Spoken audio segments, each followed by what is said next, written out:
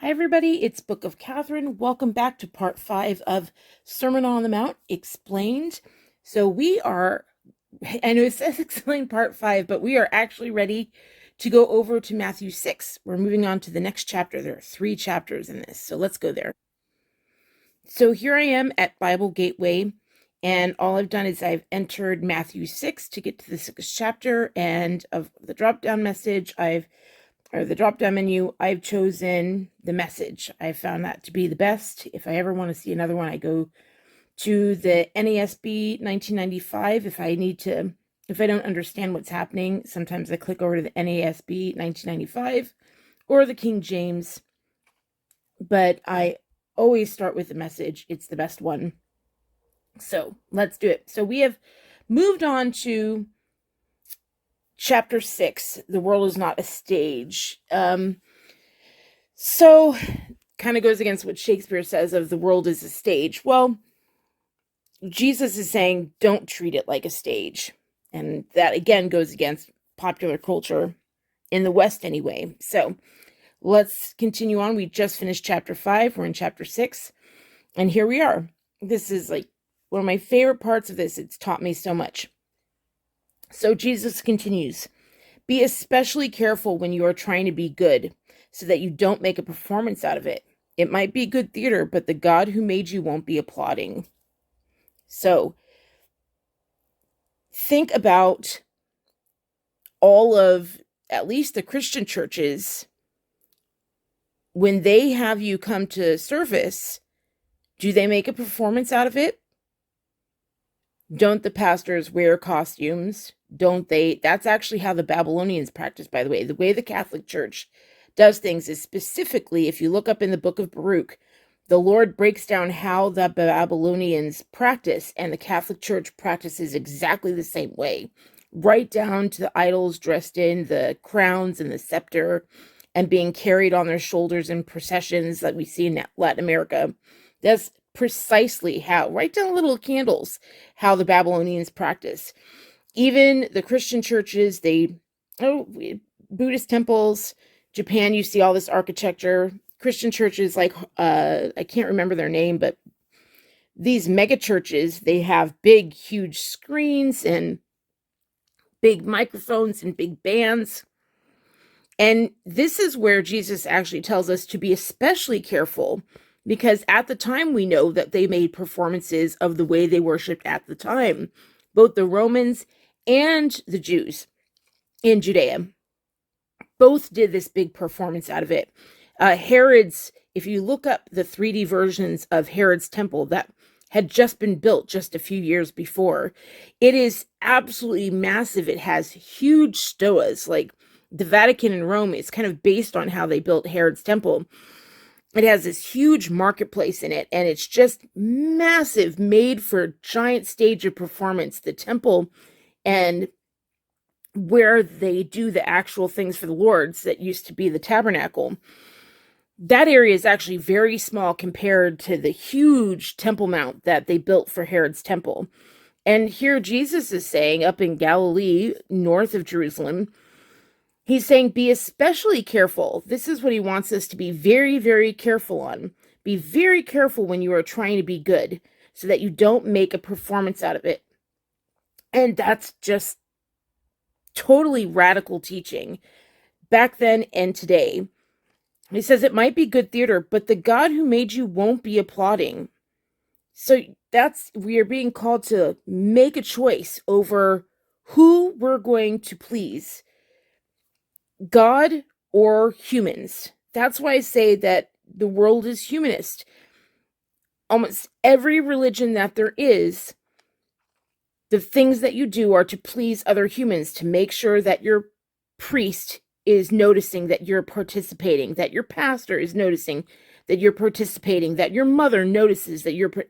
all of that is for them. It's not for God. I remember we used to attend this one church. We were looking for a church to land in. And finally, the Lord started speaking to us, and we started going off. I remember he would notice we worked the weekends a lot. I should say that we worked the weekends a lot. I was a speaker. I would travel around speaking, And at nighttime, I would do teaching. I would do my champion dancing competitions and teaching, and I was writing. And so we weren't around on the weekends. We were working the weekends quite a bit. And this church, the pastor would like notice if we were not there on Sunday. But we were donating. We were giving before, we were tithing before taxes, and it hurt us bad. We really donated this, and we didn't know that other people weren't doing that. But that's what churches were telling you. You will not see Jesus tell you guys to tithe.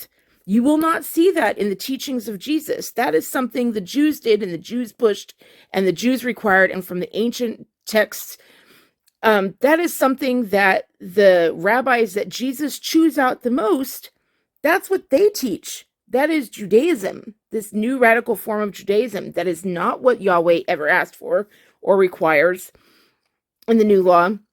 If he tells you personally that he wants you to give a portion of your paycheck certain places, fine, but that's between you and him. And we didn't realize that our tithe was making such a difference at this church, because when we kind of stopped going, we were so busy. We got tired of every time we arrived, they would ask, why are we childless? Which we didn't know. We were supposed to have children. We were very young. But they were like, where are your children? And so we were talked down to because we didn't have children. We were talked down to because we weren't in our seats every Sunday. It was a small enough church that they noticed if we weren't there. And so we would just be like, well, we're working, but we're still going to tithe to the church, and we still try to do activities with the church and listen to the teaching. And then finally the Lord called us away from that, but we were still tithing. He hadn't told us to stop tithing yet. And we were really listening to this, not Focus on the Family. It was some other thing, the people who wrote Boundaries, the Townsends. I can't remember their name, the Sonnenbergs. We were listening to the Sonnenbergs on the radio or whatever when we were out on the weekends. And so finally, the Lord asked us to stop tithing, and so we did. And we ran into the pastor right after we stopped tithing. The Lord didn't say to stop tithing totally. He said to stop tithing to this one church.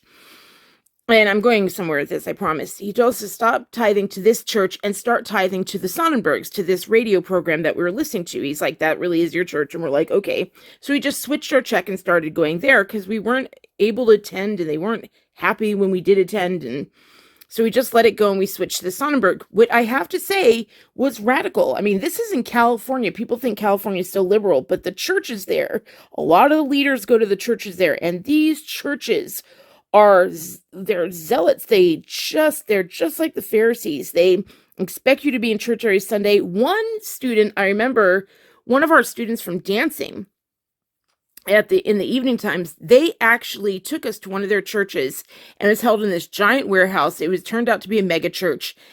And I remember we were creeped out because they had greeters at the door that greeted you. So it was this big white building. We walked in, and as the guy shook your hand, he pulled you in.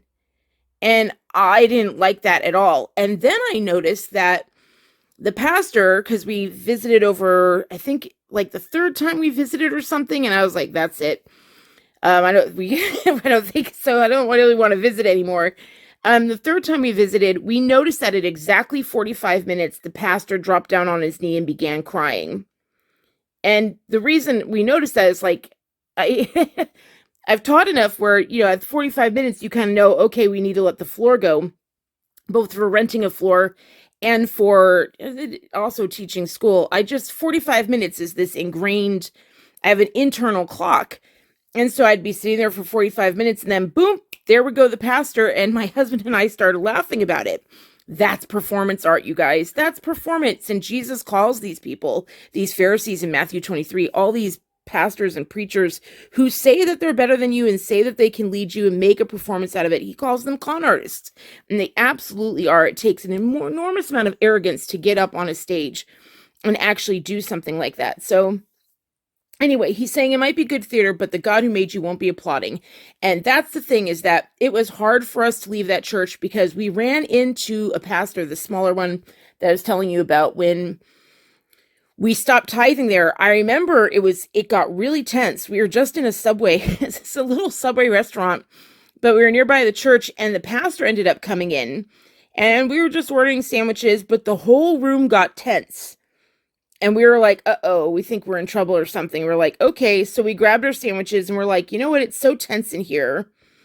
And we knew the tension must be because we stopped going to the church and the whole place kind of got a shadow over it. I didn't notice that at the time. Today I do.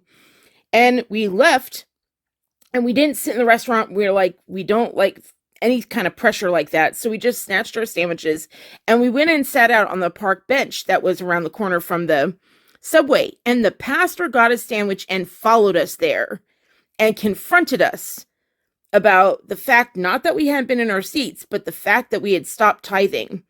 And we were like, well, the Lord asked us to do this, and the Lord asked us to do this. And he just came after us. And I wasn't ready for that. I hadn't read any of this. No one had been teaching this in their churches. And that's my fault that I didn't read Jesus. That was totally my fault. I had done enough Bible studies to where they all focused on Paul. And I finally realized Paul didn't match my life. And I kind of gave up reading the Bible. I was like, that's it. And that's the reason they created the Bible this way. The Vatican created this culture thing that the majority of the New Testament is all Paul, these Roman philosophers that teach you to be a slave. But I'd be walking with the Lord and I'd be like, it doesn't match up. The things I know learning from the Lord one-on-one is not matching up what I'm reading in the Bible. I didn't know that it was just Paul that was lie. I didn't understand that. Some, even Deuteronomy has been tinkered with. And even the letters of Peter have been tinkered with. But the letters of Jesus, I haven't found it. I try to stick to Matthew and John. But, you know, it's not like we'd be foolish to think that people are not, that Satan wouldn't try and take our text. And that's why Jesus says, seek truth. He doesn't say seek the scriptures. He said, I've come to fulfill the prophecies and to fulfill the law. But there's a reason he expanded on it. Like he said, here are the 10 commandments. Now I'm going to expand on it. And that must have been radical, but it was a sign to us that there needs to be more than just reading the text. There also needs to be walking with him. That's what he's saying that matters. It's our walk with him, not our dedication to the Bible. Honestly, it's our walk with him. And the Bible can be a supplement and the text can be a supplement. And if you know him and walk with him and you can actually ask him about the text, you can actually go through it with him. And let me tell you, pastors are not going to back you up on that. And temples are not. Everything, all these imams in Japan, look at all of the big architectures, all of their temples, all of their Buddhist temples, all of that's performance art. It's all performance art. And you can go ahead and, like, I saw this one little statue that someone was dressing up in Japan. They had this YouTube channel. And they had a little statue in front that was supposed to be this god that they believed in, which they do exist. But these are like fallen angels. Like all the Greek gods, the reason we learn about them is because those are actual angels that exist. And they came to earth when they fell and they taught everyone that they're the gods. Well, they have incredible powers and superpowers, but they're not. They're the fallen angels. And some of the gods that we're taught about are actual angels that haven't fallen. And so Satan always gives 75% truth with like 25% lie in there. And that's so it's fascinating to me. So it's good to be wise as a serpent. So anyway, so when he says here, be especially careful when you're trying to be good. People who go to church are trying to be good. But he's saying that you're making a performance out of it. Everyone can see you there. They can all see, everyone can see you raise your hands. Everyone can see you under the big lights. That's like being a concert. We go to concerts for performances. When the priests come through and they do up, down, sit down, like when I was raised Catholic, they had you stand up in church, then kneel, and then stand, and then sit, and then kneel, and then stand. That's a performance. I remember even spending quiet times when I became a Christian and left the Catholic Church. Then they taught me about quiet times. And I'll never forget the time that I finally had been deprogrammed so much and been talking and drawing so close with the Lord that I finally asked him, am I supposed to have quiet times with you? And he said, do you do quiet times with any of your friends?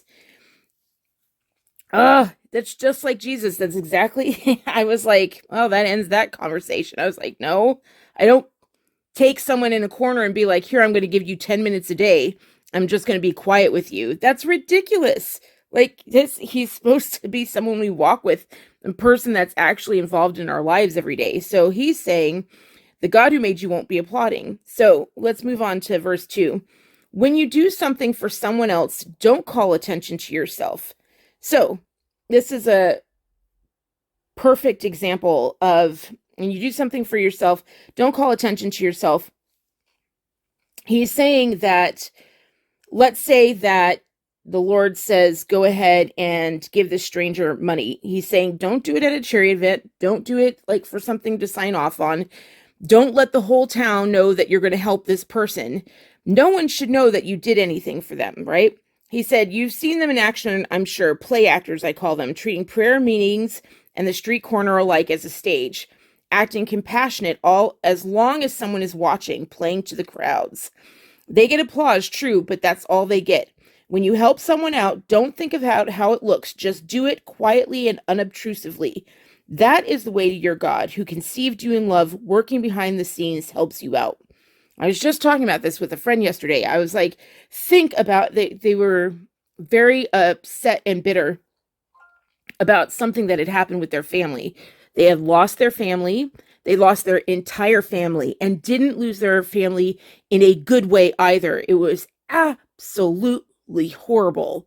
Absolutely horrible. And they had such a close walk with the Father. They had been blessed with so many gifts, and they continued on, but like half, it took a lot for them to just go and talk to the Father anymore, to take the effort and talk to the Father. They still stayed somewhat distant, but they kind of like walked kind of a few feet from him after that. And I said to him, I said, look, the Lord, we're not good to the Lord. Like, why do we think that we deserve to have absolutely everything? We know that the Lord is good. You're going to have to argue it in your head. You're going to have to go to the Lord and argue it and find out the good in it, because Satan can't do it. Read the book of Job. Satan can't do anything to us. I talked about this in the Lost Laws of the Lord. Satan can't do anything to us unless the Lord gives permission. I mean, the Lord doesn't invent it, but Satan says, can I touch this person of yours? Can I touch this beloved? They're so good. They're so close to you. Can I do it? And the Lord says, okay, I know they're going to stand by me. And that's what I think of when I'm being tortured. When to get through as much pain as I'm in, I'm being tortured. Even now, like, the pain is so bad. I have a ton of bolsters around me and pillows to press against my body so that I don't violently have this.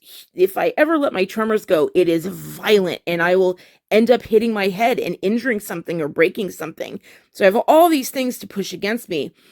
And I had a really bad episode. So I deal with that every day. But when it gets really bad, which happened on Christmas morning, the Lord was like, still don't wake your husband up. He really needs to sleep. And I was like, on Christmas morning, I'm this bad. The pain is this bad.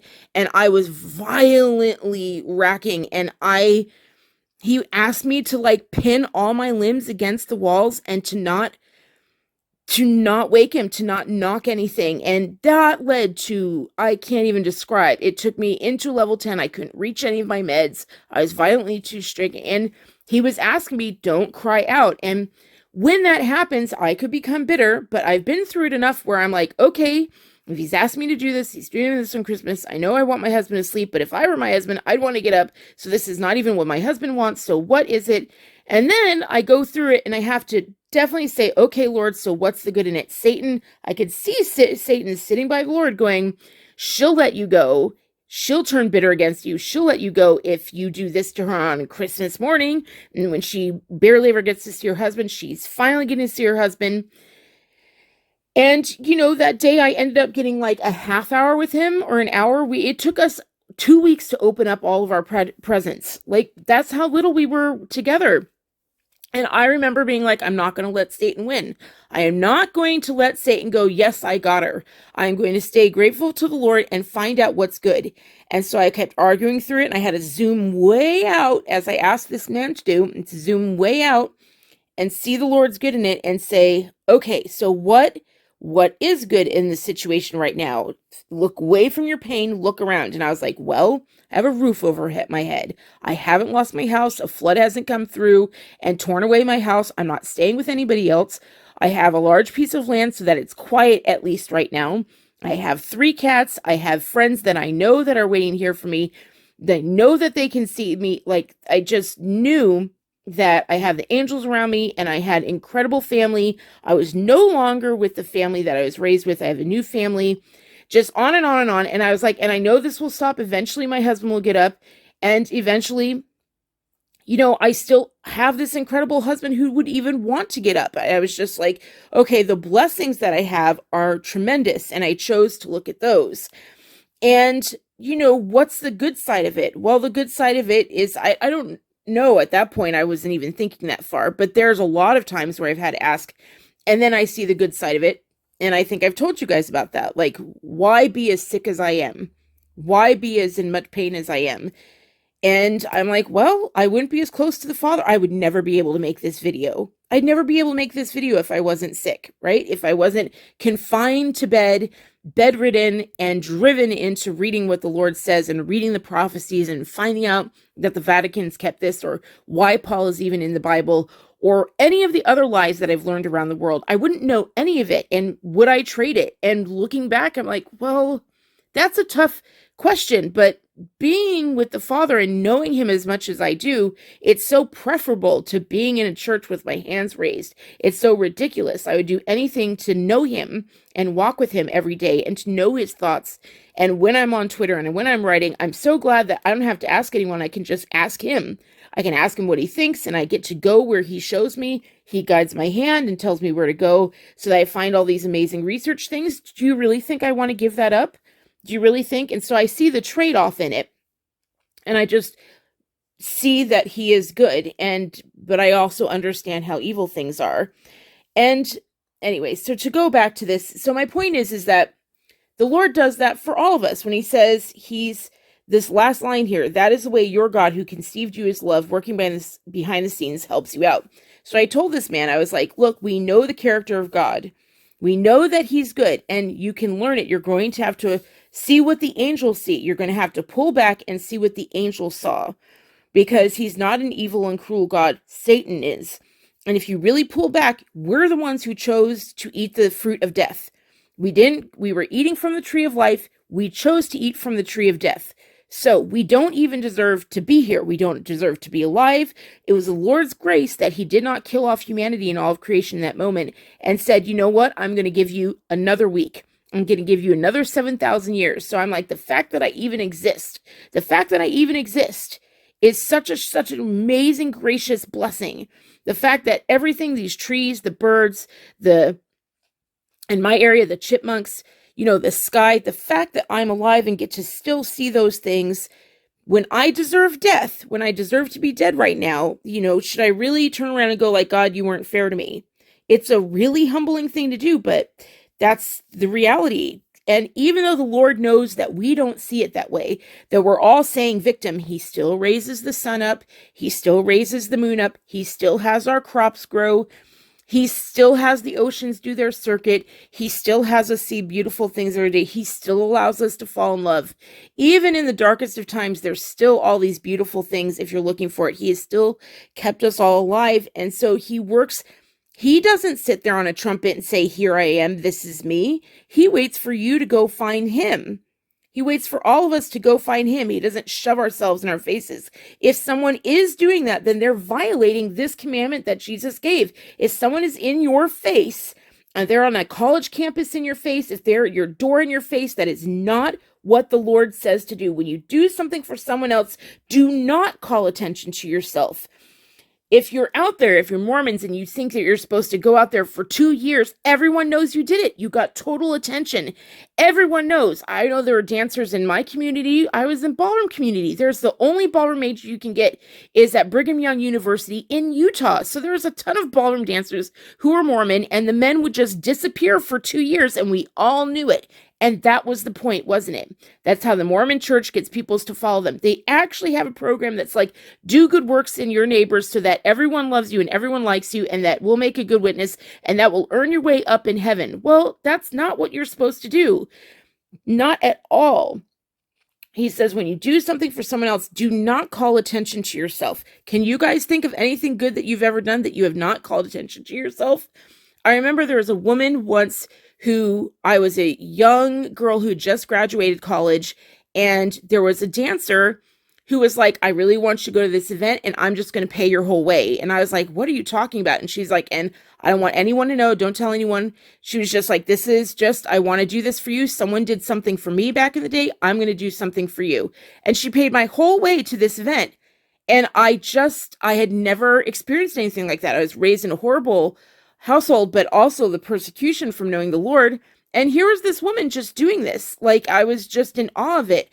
But she did this. When you do something for someone else, don't call attention to yourself. That's what she did. No one ever knew. I wrote about it in a book, but later on, years later on. But now I kind of look back and I regret that I did that, because she had followed this. She had followed this. No, I can't regret that I did, because I asked the Lord before I did it. But sometimes I'm just sad because I'm like, she tried to stay quiet. You know what I mean? So this is just so important. You're not supposed to let everybody know. And I truly believe that we're not supposed to be going to church. Going to church every week, the reason Satan wants you to do that, or go to temple every week, or go to meetings every week where you all gather up in this big group, Satan can find you. He knows where he is. His angels always know where you are. So you're a very easy target.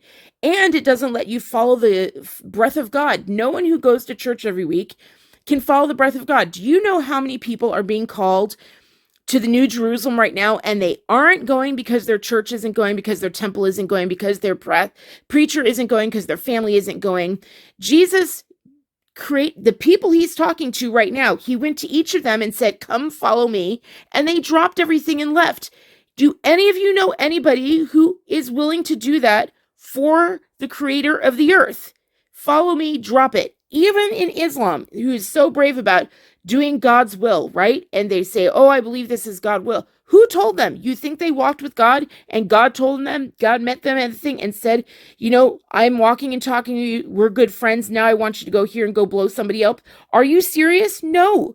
They are following somebody else's teaching. They're reading the Quran. They're getting into this fanatical thing into this thing that was created hundreds of years after Muhammad lived. And honestly, it doesn't even, I could go on and on, but people who think they're even giving up things. I'm not saying it's always easy to follow those people, but that's what they say. Oh, it's hard to do God's will, and so this is going to hurt. Sometimes you got to know the hurt that comes when you're going against his will. Trust me, I have gotten to know that very, very well, that there's one pain of when you're out of his hand, and then there's another pain of there's a pain when you're not following him, and then there's a pain when you are following him, when he asks you to do something that hurts, like leaving all our family behind and moving to the East Coast, across nowhere near California, moving east, going over the Rockies and leaving California behind, and everyone who said not to.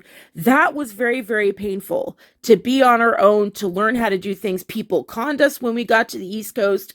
They hate Californians coming in. They would rake us across. If a job was $500, they would charge us $2,000. It took us forever to figure that out. It was not easy. It was painful, but it's a very different pain of following him and doing what he asked. That's a certain kind of pain. And then there's a whole other pain of doing something he definitely doesn't want you to do. And Satan will tell you, oh, go do this thing, go to church every week. And if you don't, you're violating God's command. And then you don't go to church, and there's this pain. There's this pain of not doing what Satan has asked you to do, what the liar has asked you to do. He'll heap on that pain, but that's not God doing that. It's a totally different thing. When you choose the Lord and you risk and follow him, that's a whole different type of pain. And trust me, it's the pain of following the Father is much more like when you actively train for a race. The kind of pain that you feel when you're swimming and your arms tire out. It's kind of like that good kind of pain. There's always a payoff when you're doing that pain, but not the other one. The other one just makes you want to kill yourself. And so you got to learn the difference between those two by walking with him. Anyway, so let's move on. So my point is, and the very last thing is that God works behind the scenes. He literally it says, do not make any idols of anything. Do not recreate any image of anything that lives or dies, anything in creation. So it's hard because I go into the, when I used to go into stores, I think now, look, the fact of the matter is that We have recreations on the screen. Hollywood. When I turn on the TV to like watch some YouTube videos or to watch a movie or whatever, I'm like, these movies actually violate the commandments, so I always have to ask him if he wants me to watch something. The Lord can still use them, but that's actually Hollywood is recreating an image of what exists. And literally goes against the commandments. They will tell you that no, he just didn't want any images of himself being made, but that's actually not the case. That's actually not the case. He said, don't make any, like if there's a bunny rabbit, don't recreate that bunny rabbit, because someone will make an idol of it. And if you read into the legends of the Jews, you find out why. There was a man that was back after Noah. There was a man who built a grave to his father, and then he made a little image on the the tomb head, and no one had done that. No one had ever recreated anything of anything, like no recreations of flowers, no recreations of humans, no recreations of fish, nothing like that. No, he was like, don't do any of that. And someone did, and they did it on a tombstone first. And the next person that came by, Satan went into the actual image and began speaking from the face. So this plaque began speaking. And what did Satan say? Go kill something, cover yourself in blood. And the guy thought God was doing it. And it wasn't. It wasn't the Lord at all. That's the whole reason the Lord says no idols, is so that Satan can't jump into it and make people start murdering and do things that are, abhorrent to the Lord. Anyway, so he said, you read about it in the Romans, they just are so shocked because their records say, Pompey went into the temple and they went to go see in the temple the image of their God, and they said there was nothing there. And Pilate was making fun of it in his letters. He's like, we have all of our gods in these great statues, and the Jews are always so holy and always so righteous, but guess what's in there? There's nothing in there. They went in there and there was a throne and no God sitting on it. And later, Pilate soon comes to learn why. He's like, okay, this is God. He was converted by the end of his days before he was beheaded. He knew the moment Jesus died and the earth opened up. He was like, I made a grave error. I made a grave error. This was the Son of God for sure. And he cried on the steps with Jesus's followers. He just cried at the place that he had allowed him to be killed. But yet, even though we killed Jesus, and even though we sin against the Lord every single day, he still grows our crops for us. His angels still obey and grow his crops, the ones who haven't fallen. They still take care of us. You think the people in those instant karma videos, do you think they've really earned the right to be protected by angels? Are you serious? The ones that get close to death and don't get it? The instant karma are the angels saying, nope, the Lord says you're going to pay for this, right? So it usually takes 2 years for the Lord and his angels to snap back on the law on you. Anyway, so let's move on. So pray with simplicity. So he says, and then when you do come before God, don't turn that into a theatrical production either.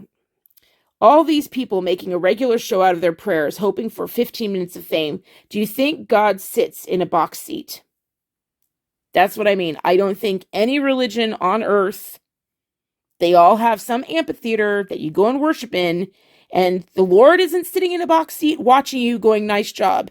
They'll make you think that. They'll put up an idol of the Lord so that it looks over you so you think you're performing for him. And the Lord's saying, you didn't even read the 10 Commandments. I said not to make those. That's not really me. I'm not sitting up at the top of an altar looking down at you. You really think that Buddha is like, there's some Buddha? Nope. That was just some prince that died. Buddha's just some royal family line, and he just wanted to be a king that ruled forever. And so he just made up. No, like none of that. None of them. The God above is not watching in a box seat.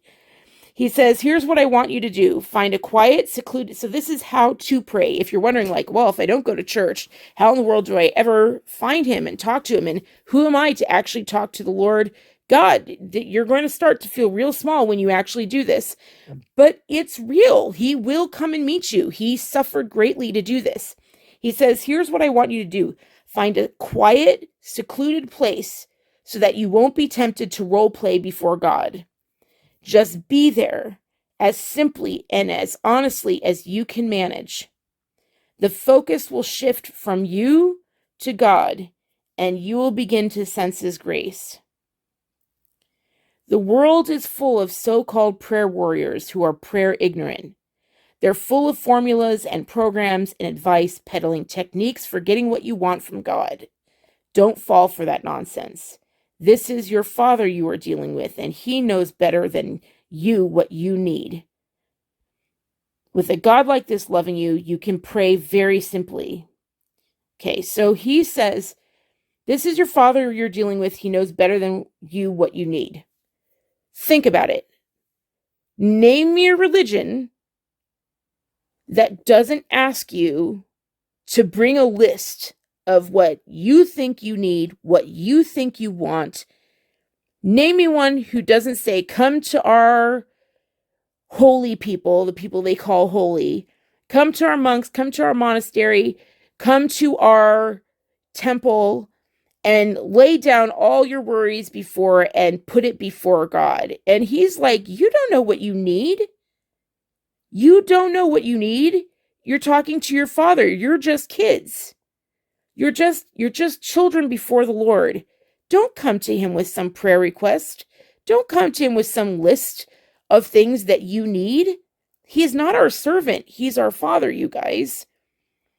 So that's why when He says like this, He gives our Father in heaven. He says, our Father in heaven, reveal who you are, set the world right, do what's best as above, so below. And keep it, this is what I really want to focus on. Like in the other translations, He says, like in the Catholic Church, it said, your will be done on heaven as it is in earth. And I remember the first time after reading this just a couple years ago, I remember reading this for the first time being like, I don't pray that way. I constantly just talk to Him and go like, what about this, Lord? What about this? What about this? And I don't do that anymore. I mean, I do in some ways, but my whole way of praying and of operating in the world with the Lord has been to turn to, do your will. Your will be done. My whole prayer is turned towards that. And the first time I did it, I'll never forget the first time I did it, is my husband was going down a flight of stairs with a big box. And it scared the heck out of me because I love my husband, but there's one level of worry. But now that I'm so disabled, when I don't have function of my hands for most of the day, when I can't walk, He's how I get food, quite frankly. That's my source of food. That's my source of water. Without my husband, I don't get water, I don't get food, right? So there's an extra thing of terror of like, uh-oh. Like if he falls and hurts, I don't even know if I could get to the phone and call for help. And so, of course, in my view, my prayer was, Lord, don't let him fall. And I caught myself and I was like, that's my request to Him. Don't let him fall. And I was like, okay, but the Lord says to pray, your will be done. And I was like, okay. Your will be done, Lord. And I cannot tell you how hard it was as my husband's going down the stairs to pray, your will be done. Because what if His will was for my husband to fall? That's why we don't pray that way, because maybe things will happen that we don't want. Like my friend losing his entire family. And I was like, and I don't know what the Lord's going to tell him. He's going and talking to the Lord about that. I wasn't around. I wasn't friends with him when it happened, but I only know him. He's remarried and to an amazing wife, absolutely fantastic wife. So he still walks with the Lord. He just sets the Lord a little arm's length away. But that pain it can poison everything, right? So for me, I was like, with my husband going down the stairs, I remember being like, thy will be done. And then the Lord kind of showed me all the other things that could happen that I would think that I don't want, like by him falling. And I realized, well, if he fell, we could get an insurance thing. His leg would heal, but maybe this would happen. All these different things could happen where I could actually get what I really want, which is more time with my husband and this and that, and maybe this over here and maybe this over here. And the Lord was like, there's a bunch of things that could happen that are good that you don't see from this. You don't see the whole picture. You don't see what the angels see. And that was very humbling for me to realize that. I thought I knew what was best. And Jesus is saying, you don't know what's best for you. You're just a child when it comes to the Lord. Let him father you, let him parent you. Be a grown up adult. You're still a member of the kingdom. You have to, put on your big boy pants and your big girl pants, and you have to take ownership for your crap in your life and not spend your life worrying about everyone else around you. This is very much a call to stay in your lane and worry about right here and right now, and then ask the Lord, do what his will is. And when you do that, church and temple and mosque, they all seem absolutely ridiculous. How much we do to get what we want. And when that happens, it just brings demons, because you're saying, no, no, I know best. And that's why I say we're humanists. We think we know best. We think we're more interested in what the priest has to say, what a human has to say, than in what the Lord has to say. No, talking directly to the Lord. No. And why don't we want to do that? Because it's humbling, because that's saying there's something greater than a human, and we don't want to do that. And so, but he's saying, they're going to give you a bunch of formulas. Every religion offers you all these formulas to get into heaven. And he says none of them are going to get you into heaven. He's going to show you at the final day of judgment. He's going to review your life. And it says, the texts say that in the book of Remembrance, it says you'll drink a cup of righteousness. You'll drink from this one chalice, and all will be revealed to you. You'll see everything from the perspective of the angels and from the perspective of the Lord. And suddenly your whole life will be unveiled to you. And people either react in a humbling way of oh, I see it all now, or they're no, that's offensive to me. They're narcissistic, and they walk out. And in the books of remembrance, everyone ends up saying, sorry, Father, except for the religious nuts. Except for the high priest, except for the rabbis, except for the imams. They're nope, and they choose to walk away from heaven. It's not like hell was just landed on their shoulders. It was we refuse to see this throne as an authority. And isn't that what we do today?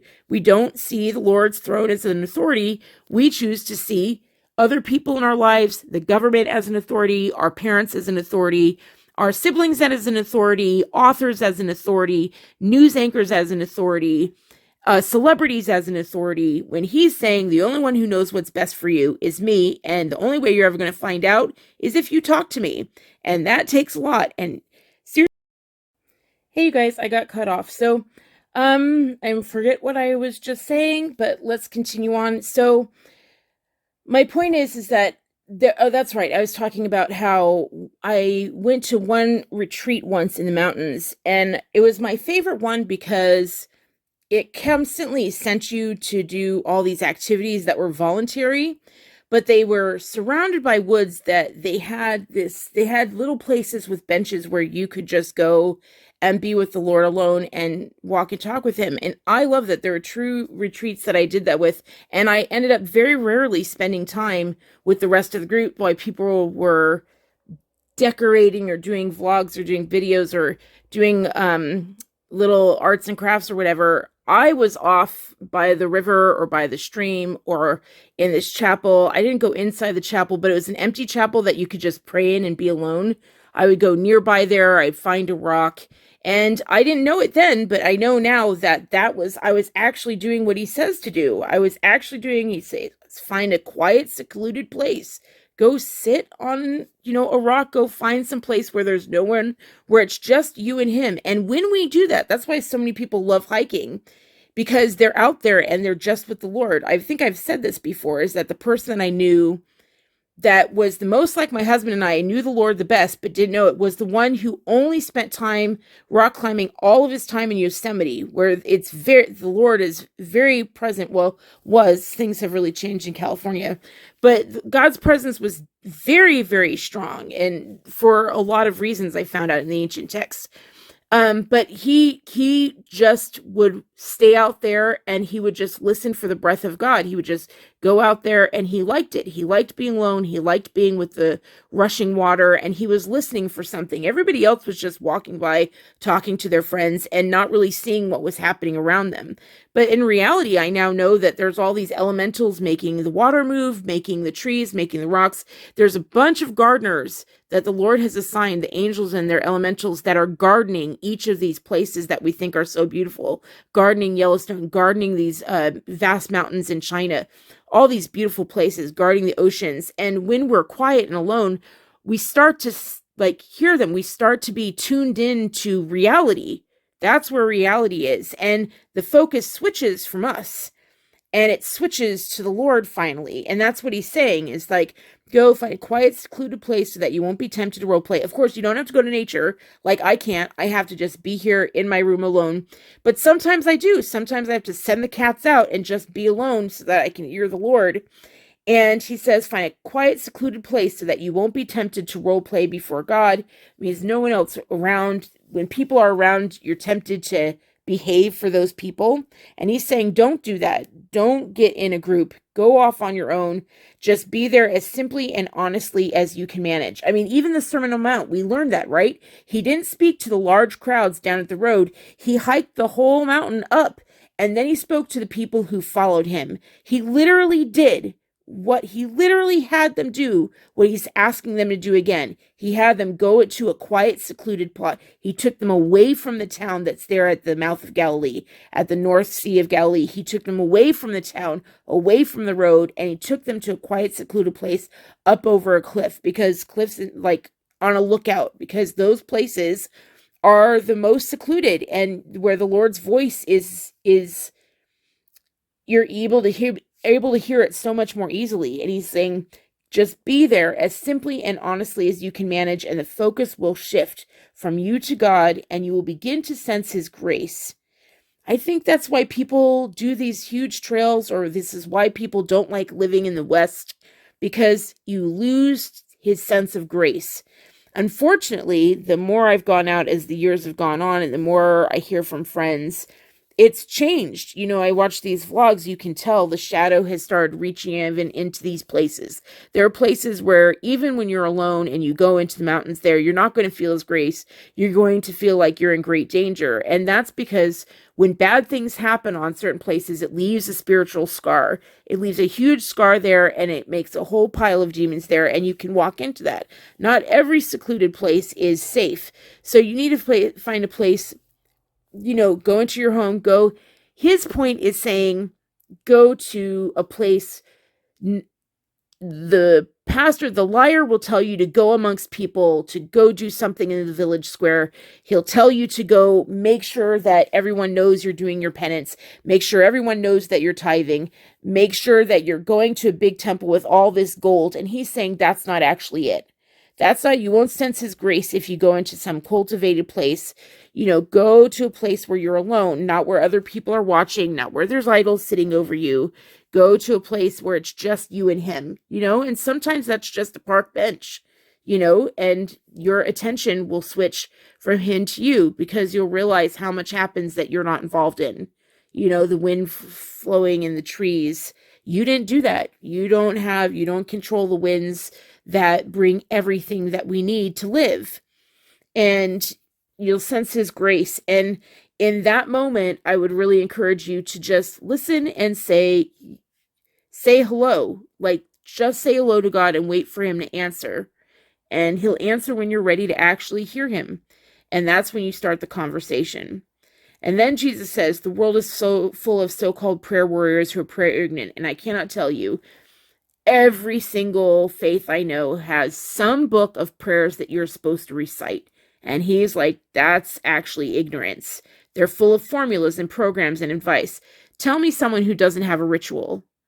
Tell me a religion that doesn't, tell me a human that doesn't tell you to make a ritual out of it. Nope. Peddling techniques for getting what you want. Oh, they're doing it on YouTube now. They're doing it on Reddit and on Twitch. They're offering all of these reasons of like how you can actually get what you want from God, like financial advice or this or the way that you live. And none of that will do it. None of that will do it. He said, don't fall for this nonsense. He calls it all nonsense. And that's true. The only one who can actually give you truthful answers, the only one who actually knows the future is the Lord. Like, ask the actual God of the angels who are watching over everything. He is the authority. Ask him, he'll tell you. Ask him, he will talk to you. And then he says that if you want to pray with a God who's so willing to do so much for you, you can pray very simply. Our Father in heaven. So reveal who you are. Set the world right. He's saying you're asking him to set the world right, not you. You're saying, Lord, can you please set the world right? Do what's best, as above, so below.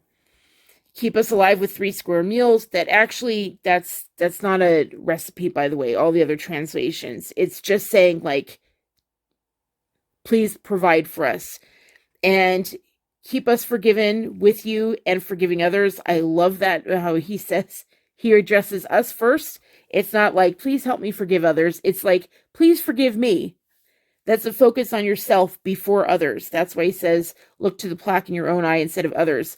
I can't believe how many channels are based on war, because they're always looking at another side, accusing, but they don't actually look at themselves or ask us. Like, it's very hard for us to just say we need forgiveness, but it's the key to everything.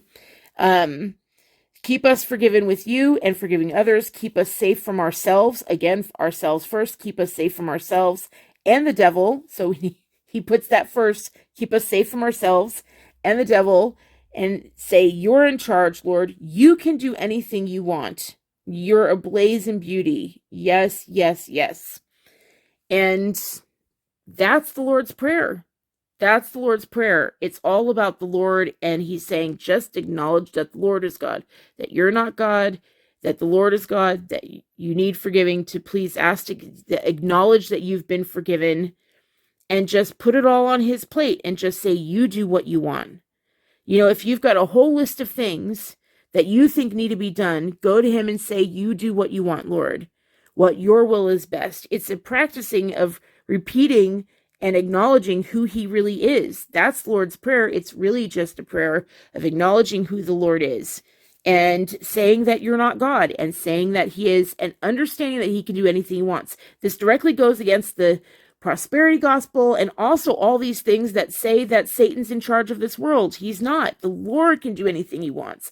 The Lord's in charge of this world. And you're like, help, reveal who you are. That's the first thing. Reveal who you are. I want to see what you see. I want to know who you are. I want to know why these things happen. Reveal. I'm interested. I want to hear. I'm open to you, Lord.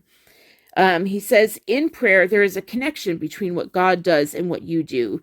You can't get forgiveness for God, for instance, without also forgiving others. If you refuse to do your part, you cut yourself off from God's part. All right, now we're getting a whole other thing, and I think that we're just at about an hour, and I think we should wrap up there. So we've done some pretty major things, some pretty big things, a big heart of the Sermon on the Mount. So we'll wrap up there. If you'd like to donate, you can give whatever amount. I don't care. 20 cents. It's just, you would not believe like what a difference it makes when you guys help. If the link is down below. And yeah, the Sermon on the Mount, I read straight through it. That's on my channel, just a full-on reading of the Sermon on the Mount, no stopping, no explaining. And then also on my channel are parts 1 through 4. That's also up. And I've also just recorded my very first Twitter space, a recorded space. I did that this morning. My mic wasn't working. It turns out that Twitter has a problem with certain mics, and so I'm going to get that fixed. But I did do a 45-minute speech. You just got to click through to 45 seconds. It was my first time doing it. And yeah, so I have a 45-minute thing where I just went through my thoughts in the morning. Nothing else on me was working. I wasn't functional. But that's on there today. Today is January 31st. So you can look up that if it's really way past January 31st, you can go ahead and look up on Twitter and just do an advanced search and find the Twitter space. Anyway, I love you guys so much. I'm so grateful that you're enjoying this series and sitting with me. And I'm very grateful to the Father. I'd like to thank the Father for allowing me to have a voice today, to be able to speak. so many times today to have the recorded space this morning and then to give me the ability to do more of the Sermon on the Mount, and one of my favorite parts, no less. So, but it's time for me to go ahead and rest and put my legs up and put my arms down and not speak for a little while. And I love you guys so much, like I said, and enjoy talking with God. He's giving you the recipe right here. Enjoy talking with the Creator. He's the ultimate, like, screw Wikipedia, right? He is the ultimate. he he made everything. He is the ultimate key. He knows the future. He knows the past. He knows what's true, what isn't true. You can always ask him. And it's the best father you could ever imagine. We all know who our Father is. We all want to know who he is. And that's because we're separated from him. That's what we did when we ate from the tree of death. We got separated from the Father, but he's provided a way back. And if you can, please, please, please talk to him about the New Jerusalem, because all the signs have been there for about 2 years now that the New Jerusalem is here. And please do that, because that way you can avoid the apocalypse, right? I love you guys so much, and I'll talk to you on the next one. Bye.